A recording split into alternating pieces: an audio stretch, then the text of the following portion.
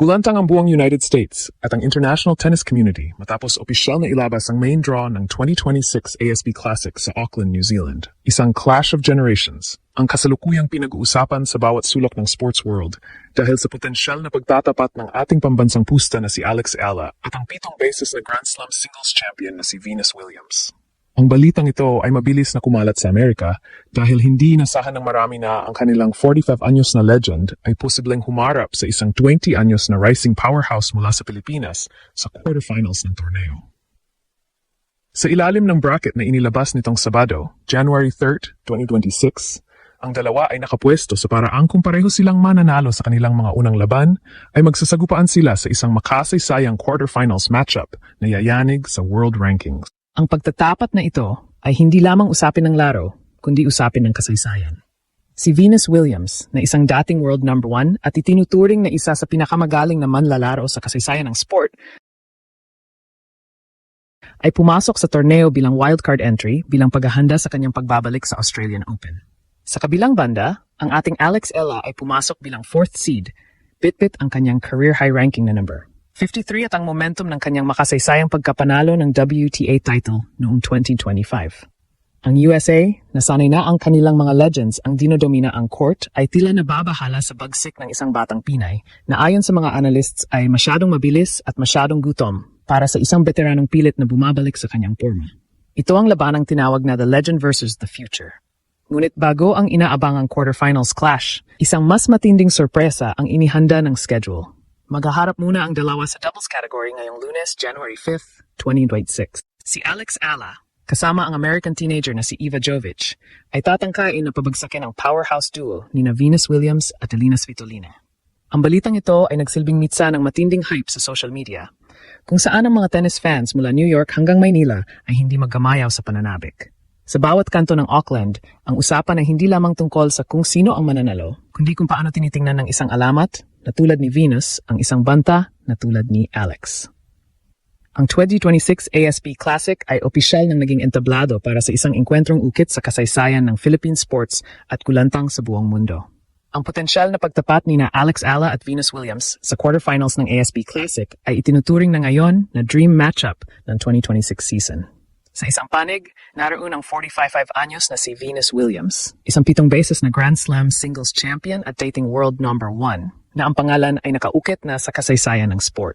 Sa kabilang panig naman ay ang 20 anyos na si Alex Ala, ang pambato ng Pilipinas na kasalukuyang nasa kanyang career high na world number 53.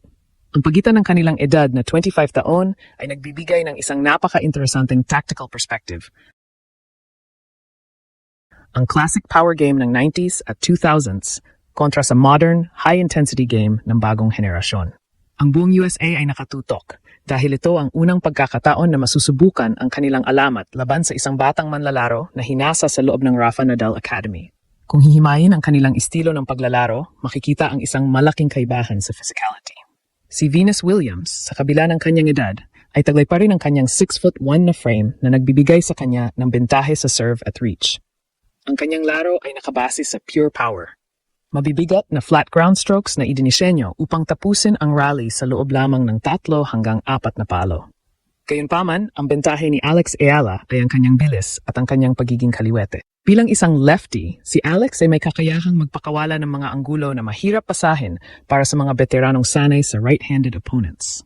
Ang tactical blueprint ni Alex ay simple, patakbuhin si Venus sa magkabilang kanto ng court at gamitin ang kanyang stamina upang mapagod ang American veteran.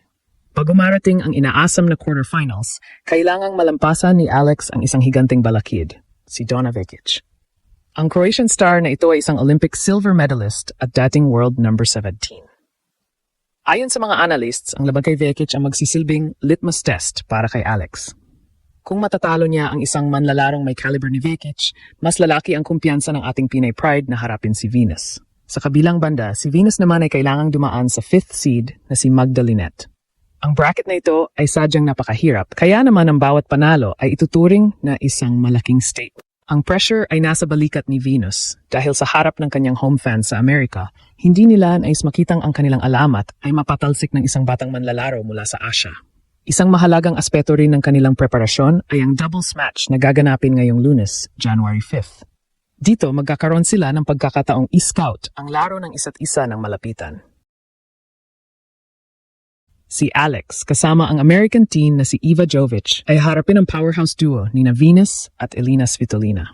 Ang doubles match na ito ay magsisilbing tactical appetizer bago ang main course sa singles. Dito makikita kung gaano kabilis mag-adjust si Alex sa bilis ng bola ni Venus at kung paano naman dedepensahan ni Williams ang matatalas na cross-court shots ng ating pambansang pusta. Ang 2026 ASB Classic ay opisyal ng naging entablado para sa isang engkwentrong ukit sa kasaysayan. At sa bawat palo, ang mundo ay naghihintay kung ang legend ba o ang future ang mangingibabaw. Sa pagpasok na ikalawang bahagi ng ating pagsusuri, hindi na lamang pisikal na lakas ang nakataya sa posibleng pagtatapat ni na Alex Ala at Venus Williams. Ito ay naging isang matinding psychological warfare. Para kay Venus Williams, ang paglahok sa ASB Classic bilang isang wildcard entry sa edad na 45 ay isang pagpapatunay ng kanyang walahanggang pagmamahal sa sport. Ngunit sa panig ng Amerika, may halong kaba ang kanilang panood. Alam ng mga US tennis critics na si Alex Ala ay hindi na madaling talunin na qualifier. Si Alex ay pumasok sa 2026 Bitbit ang Giant Slayer reputation. Ang psikolohikal na bentahe ni Alex ay ang kanyang kawalan ng takot. Siya ay lumaki sa ilalim ng inspirasyon ni Venus at Serena, ngunit ngayon, handa na siyang lampasan ang kanyang mga idolo upang itatag ang sarili niyang legacy. Ang presensya ni Venus sa bracket ni Alex ay nagbibigay ng kakaibang pressure. Ayon sa mga sports psychologists, ang paglalaro laban sa isang living legend ay maaring maging double-edged sword para sa isang batang atleta. Maari itong maging sanhi ng pagkakailang o kaya naman ay magsilbing gasolina para sa isang mas agresibong laro. Sa panayam kay Alex bago ang torneo, pinanggit niya na malaki ang respeto niya kay Venus. Ngunit sa loob ng court, ang tanging mahalaga ay ang bola at ang plano ni Coach Joan Bosch. Ang mentalidad na ito, ang pagtrato sa isang alamat bilang isang regular na kalaban, ang susi upang hindi siya lamunin ng aura at pangalan ni Williams. Ang USA ay nagulat dahil sa bawat interview ni Alex. Kitang-kita ang isang cold-blooded competitor na hindi basta-basta magpapasindak sa 7 Grand Slam titles ng kanyang katunggali. Sa kabilang banda, si Venus Williams ay nahaharap sa tinatawag na defensive pressure. Bilang isang alamat, inaasahan ng mundo na kaya pa rin niyang itumba ang mga manlalarong kalahati lamang ng kanyang edad. Ngunit ang katotohanan na si Alex Ala ay nasa NOM. 53 habang si Venus ay umaasa sa wildcard ay nagpapakita ng pagbabago sa hierarchy. Ang psikolohikal na epekto ng pagiging underdog ng isang alamat ay isang bihirang tagpo sa tennis.